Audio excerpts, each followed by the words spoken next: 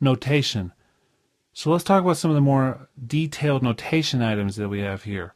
And these are the ones I'm talking about primarily. I think you can all understand that when you draw a whole note, that a whole note shows up and that everything adjusts. You don't have a ton of control like you would in a program like Finale or Sibelius in terms of a lot of the layout things, but we do have some control. These, though, become pretty cool, and they're all kind of smart tools. Too smart for me sometimes, but that's okay. For instance, Lyric.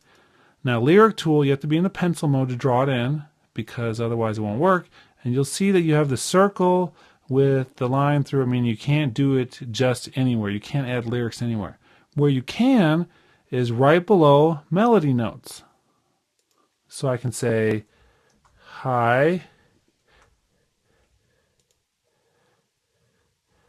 I remember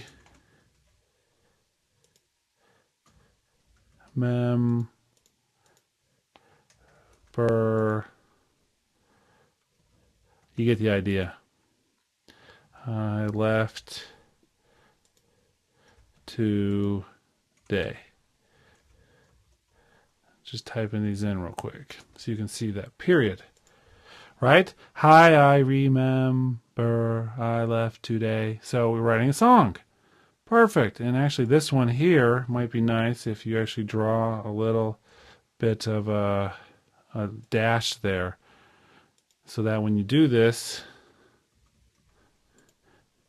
that it shows that it's all one word. So at the end of this we could do a dash. There we go. So it's all one word. Some interesting tools like that, a lot of quirks about this, and you can really go through and customize a lot of this. But nice, you could add lyrics all the way through, but you can only do it on melody notes because that's what it's attached to. Same with some of these other things. For instance, chords, a little bit different, but it's only going to show you places where you can click. And the thing that I wish it could do is actually analyze what you have down here and make the chord for you. It doesn't do that at this point. You actually have to come in, you have to right click on it, opens up the chord properties, choose the time where you want it. You can go from the list of all the different chords,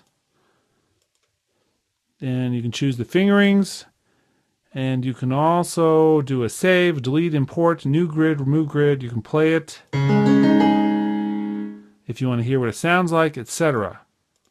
And then hit OK, and it'll change it out. So you have to know the actual chord positionings you want and pretty much be a guitar player to use this. Although a lot of non-guitar players can figure it out.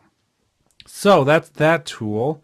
Next we have the expression, which allows you to draw in dynamics. And again, only in certain places, because we're not allowed to draw dynamics below.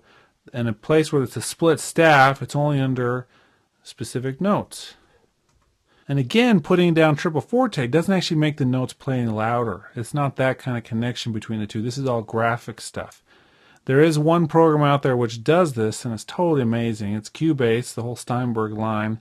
It actually has these connected, so if you draw a triple forte like this, it's actually going to change the velocity of the notes. And the same with the hairpins. It'll actually do that as well. So very cool how that works. Now with this, we can change. What I did here was actually add the hairpin, and it comes out like this. I can right click on it and say crescendo or diminuendo and the length that it needs to be. So if I want to do 3, okay. And if I want to change the duration, we could do 15. Actually, what we should do is a 1.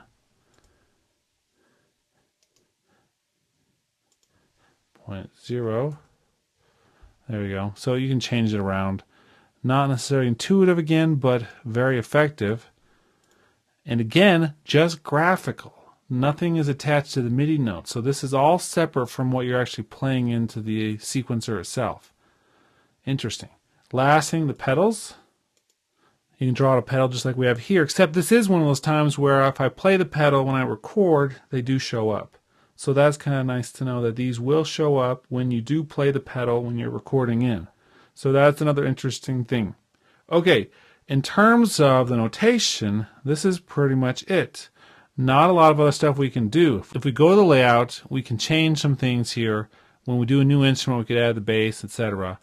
But not a lot of other details we can do. Now, if we come in and say, I want a new soft synth, and I'd like this one to be, for instance, a bass part, right?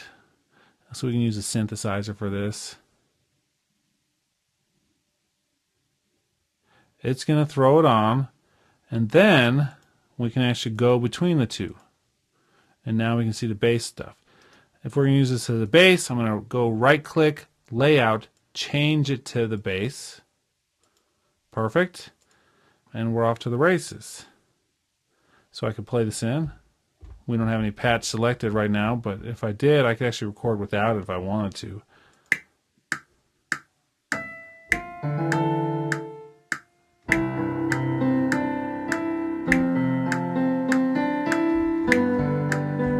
Recording a whole new part. So that's pretty cool as well. So now we have that, and we've got the original part we have, and then we've got both of them. We're going to talk about printing these out and working with them in conjunction with each other. So let's move on to that point now.